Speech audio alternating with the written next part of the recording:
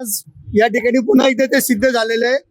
पुण्याचे लोकप्रिय खासदार माननीय सुरेशभाई कलमाडी यांना काल ईडीनी कोर्टामध्ये क्लोजर रिपोर्ट देऊन या ठिकाणी क्लीन चिट दिलेली आहे। त्यांच्यावर जो कॉमनवेल्थच्या भ्रष्टाचाराचा आरोप होता तो या ठिकाणी कोर्टातर्फे रद्द करण्यात आलेला आहे।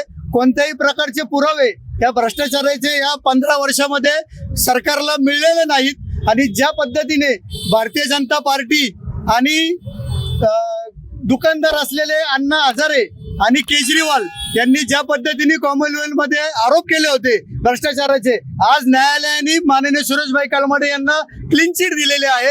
कुठल्याही प्रकारचे आरोप या ठिकाणी कॉमनवेल्थ मधल्या भ्रष्टाचाराचे सिद्ध झालेले नाहीयेत।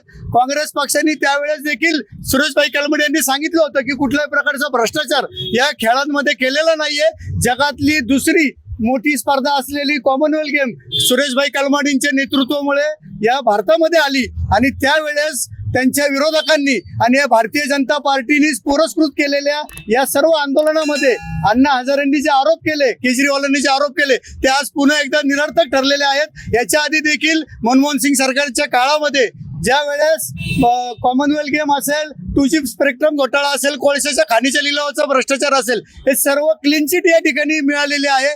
परंतु त्यांना खोटं ठरवून, भ्रष्टाचारी ठरवून या ठिकाणी भारतीय जनता पार्टीने सत्ता हस्तगत केली होती आणि आज गेल्या 10 वर्षामध्ये त्यांना कुठलाही पुरावा या मागे मिळालेला नाहीये। पुणे शहराचे लोकप्रिय खासदार, माजी खासदार सुरेश कलमाडी यांना काल कोर्टाने निर्दोष मुक्तता केलं।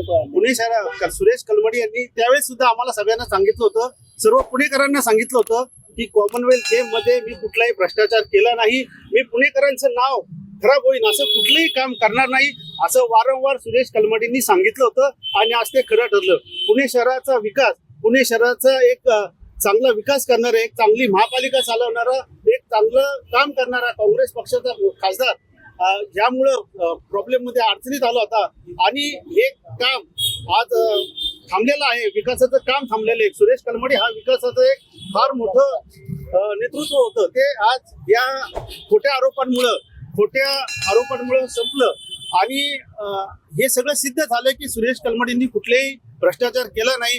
अण्णा हजारे आणि केजरीवाल आणि तथाकथित काही लोकांनी, राजकीय लोकांनी सुरेश कलमाडींवर एक चांगलं नेतृत्व देशाला मिळत होतं आणि एक चांगलं काम होत होतं, त्याच्यावर एक त्यांच्या नेतृत्वावरच त्यांना काहीतरी राजकीय डावपेच करायचं होतं, त्यांना थांबवायचं होतं। त्यामुळे त्यांच्यावर ते डावपेच केले गेले, खोटे आरोप केले गेले आणि त्यांचं राजकारण संपवण्यात आलं।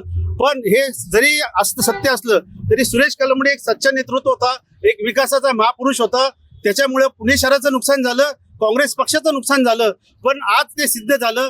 कोर्टाने निकाल दिला, परमेश्वरांनी आज त्यांच्या पाठीमागे निकाल दिला आणि सर्व पुणेकरांच्या वतीने हा आज मी त्यांचा निकाल झाला त्याचा मी अभिनंदन करतो, आभार मानतो।